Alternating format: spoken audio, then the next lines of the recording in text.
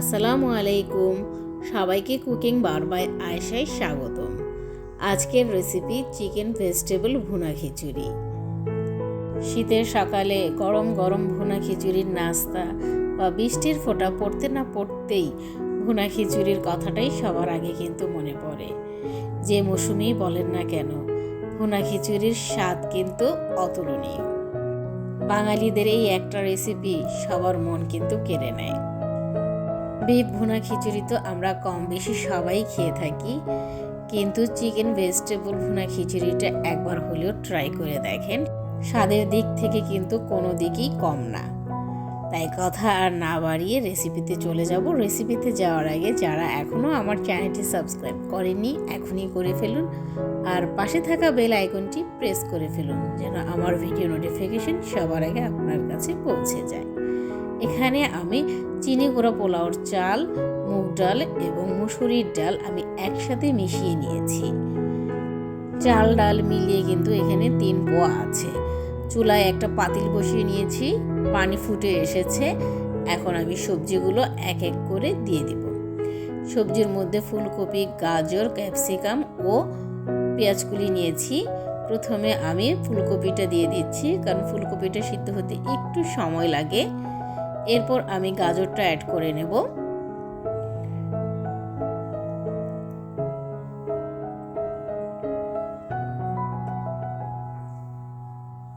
কিছুক্ষণ অপেক্ষা করব, একটু নেড়ে চেড়ে।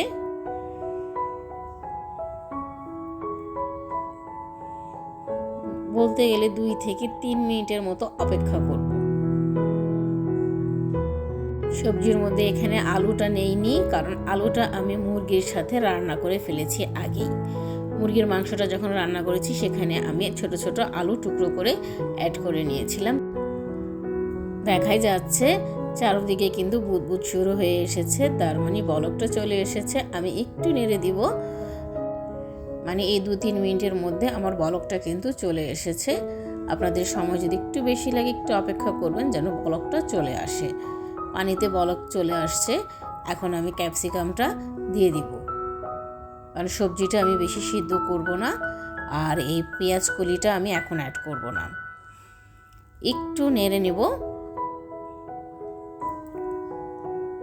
এখন আমি সবগুলো সবজি তুলে নেব প্লেটটাতে।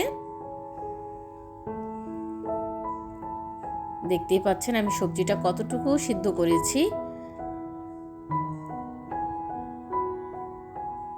আর সবজির কালারটা দেখেন একটুও নষ্ট হয়নি, যেমনটা তেমনই আছে। এখন আমি খিচুড়ির জন্য একটা পাতিলে চুলায় বসিয়ে নিয়েছি ও পরিমাণ মতো তেল অ্যাড করে নিলাম।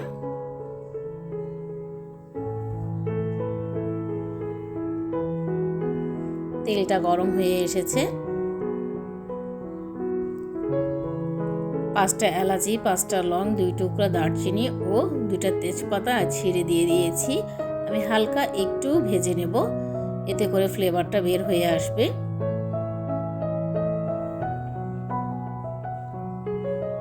এখন একটা পেঁয়াজ কুচি করে রেখেছিলাম অ্যাড করে নিচ্ছি।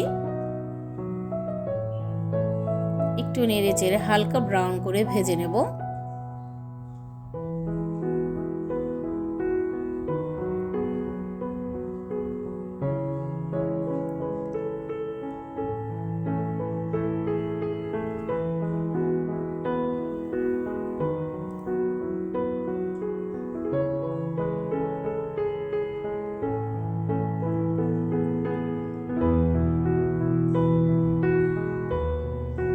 পেঁয়াজটা কিন্তু আমার হালকা ব্রাউন করে ভাজা হয়ে গিয়েছে। আমি একটু সামান্য পানি অ্যাড করে নিচ্ছি যেন পেঁয়াজটা পুড়ে না যায়।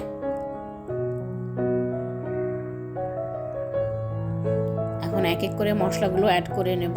1 চা চামচ আদা রসুন পেস্ট, 1/2 চা চামচ হলুদের গুঁড়া, 1/2 চা চামচ মরিচের গুঁড়া, ঝালটা আপনারা আপনাদের স্বাদ অনুযায়ী নিয়ে নেবেন। 1/2 চা চামচের চেয়েও কম জিরা গুঁড়া, 1/2 চা চামচ ধনিয়া গুঁড়া, স্বাদ মতো লবণ,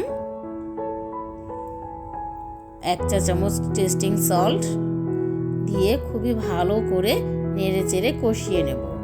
মশলার পরিমাণটা একটু কম দিয়েছি, কারণ আমি মুরগির মাংসটা আগে রান্না করে রেখেছিলাম, সেখানে কিন্তু যথেষ্ট পরিমাণের মশলা আছে।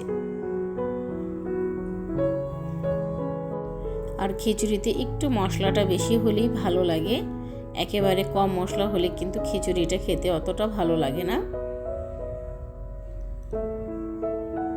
মশলাটা কিন্তু আমার কষানো হয়ে গিয়েছে।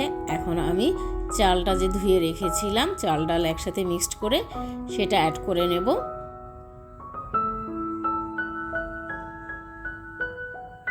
ও সবজিটা যে সিদ্ধ করে রেখেছিলাম সবগুলো সবজি এখন একত্রে দিয়ে দেব। পেঁয়াজ কলিটা কিন্তু আমি তখন সিদ্ধ করিনি, কালার নষ্ট হয়ে যাবে দেখে। এখন সবগুলো ভালো করে নেড়ে চেড়ে মিশিয়ে একটু কষিয়ে নেব।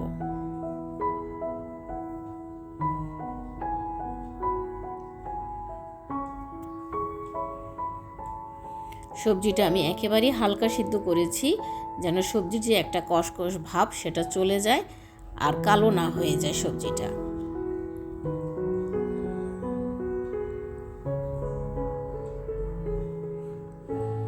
সবজিটা বলতে গেলে 50% আমি সিদ্ধ করেছি, আর বাকিটা আমার খিচুড়ির সাথেই সিদ্ধ হয়ে যাবে।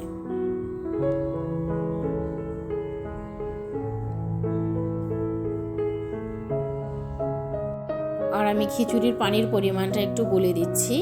চাল ডাল মিলিয়ে যত পট হবে তার ডাবল পানির চেয়ে একটু কম পানি অ্যাড করব, কারণ এটার সাথে ডাল আছে, ডালে কিন্তু পানি টানে না, তাই পানিটা আটকে যাবে। ওইভাবেই একটু আন্দাজ করে কম নিয়ে নিতে হবে। এখন মুরগির মাংসটা আমি অ্যাড করে নিচ্ছি।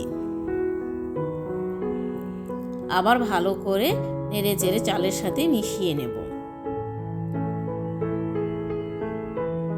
সচরাচর আমরা যদি পোলাও রান্না করি, পোলাও বা বিরিয়ানি যেটাই রান্না করি না কেন, আমরা চালের ডাবল পানি দিয়ে থাকি, কিন্তু খিচুড়ির ক্ষেত্রে একটু কম নিতে বলেছি। আগেও একবার বলেছি, এখনও আমি আবার বলছি।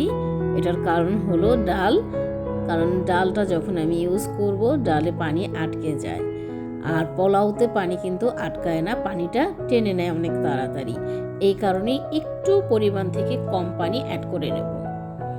আমি সেই পরিমাণ মতো পানিটা অ্যাড করে নিয়েছি। এখন ভালো করে নেড়ে চেড়ে মিশিয়ে নেব।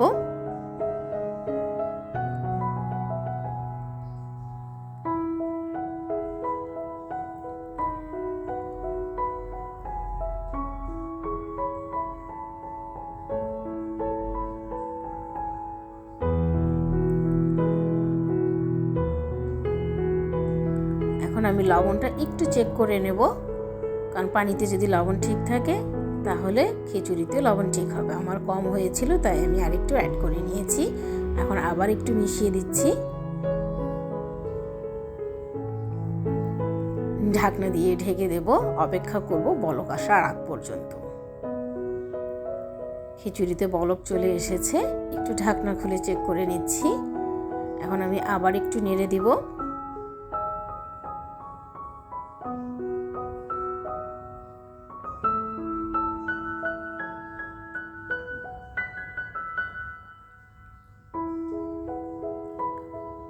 এখন আমি আবার ঢাকনা দিয়ে ঢেকে দেব, 10 মিনিট অপেক্ষা করব। বলতে গেলে এই 10 মিনিট দমে রাখতে হবে, ঢাকনা খোলা যাবে না। ফিরে এলাম 10 মিনিট পর, দেখতেই পাচ্ছেন পানি সব টেনে নিয়েছে। এখন আমি আবার আলতোভাবে একটু নেড়ে দেব।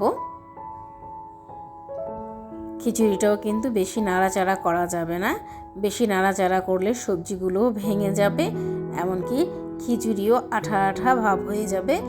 খিচুড়িটা কিন্তু ঝরঝরে হবে না। ঝরঝরে খিচুড়ি যদি খেতে চান তাহলে নাড়ানাড়িটা একটু কম করতে হবে, যতটা ভাবে করা যায়। এখন আমি আবার ঢাকনা দিয়ে ঢেকে দেব, আবার 10 মিনিট অপেক্ষা করব। 10 মিনিট পরে ফিরে এলাম। আমি এখন আলতো করে আবার একটু নেড়ে দেব।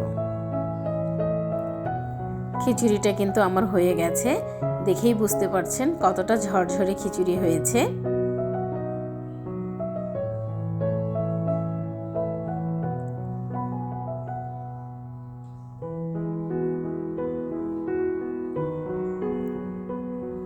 এখন সামান্য একটু ঘি অ্যাড করে নেব।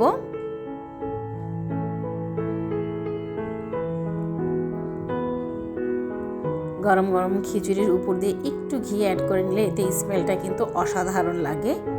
আপনাদের কাছে ভালো না লাগলে স্কিপ করতে পারেন। এখন ঢাকনা দিয়ে ঢেকে দেব, 5 মিনিট অপেক্ষা করব, এতে করে ঘিয়ের স্মেলটা পুরো খিচুড়িতে ছড়িয়ে যাবে। হয়ে গেছে আমার গরম গরম ভুনা খিচুড়ি। আমি সালাদের সাথে সার্ভ করে নিয়েছি। আপনারা চাইলে কিন্তু আচারও সাথে রাখতে পারেন। খিচুড়ির সাথে আচার থাকলে তো খিচুড়ির স্বাদ দ্বিগুণ এমনিতেই বেড়ে যায়।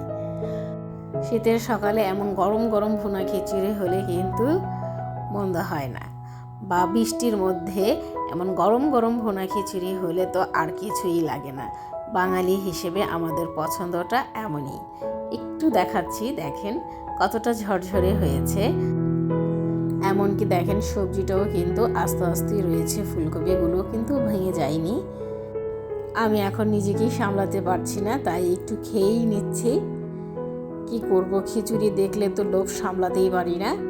আসলে খিচুড়িটা আমার অনেক পছন্দের একটা রেসিপি। চেষ্টা করেছি খুবই সহজভাবে দেখানোর জন্য। আশা করি আপনাদের কাছেও ভিডিওটা ভালো লেগেছে। ভালো লেগে থাকলে লাইক, কমেন্ট ও শেয়ার করে দেবেন।